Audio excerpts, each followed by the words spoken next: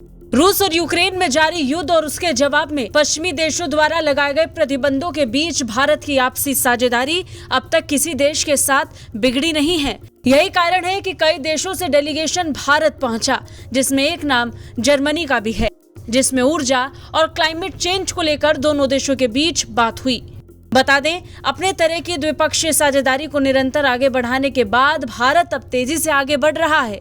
विश्व में कई क्षेत्रों पर पड़े व्यापक असर के बाद विश्व के कई दिग्गज देशों के डेलीगेशन भारत दौरे पर आए, जिसमें ब्रिटेन की विदेश मंत्री, चीन के विदेश मंत्री, अमेरिका के डिप्टी एनएसए, रूस के विदेश मंत्री और अब इसमें एक नाम जर्मन आर्थिक सहयोग और विकास मंत्रालय के राज्य सचिव जोचेन फ्लेसबार्थ का भी जुड़ गया है।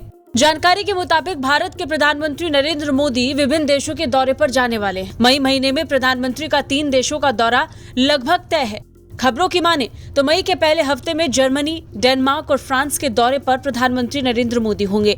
अब इससे पहले भारत के विभिन्न पर्यावरण और ऊर्जा से संबंधित मंत्रालयों के अधिकारियों ने नवीकरणीय ऊर्जा और जलवायु तटस्थता को लेकर जर्मन आर्थिक सहयोग और विकास मंत्रालय के राज्य सचिव जोचेन फ्लेसबार्थ के साथ चर्चा की।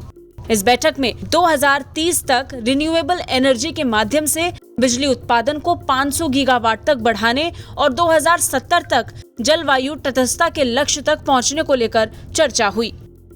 I can continue with what we have discussed with our Indian colleagues in the past. It's about a green transition towards renewable energy, towards climate neutrality, and all this included in an overall sustainable development. That is what I discussed with several ministries here. फ्लेसबार्थ ने कहा कि Germany Bharat के साथ बेहतर हरित और सतत विकास साझेदारी की तलाश में है।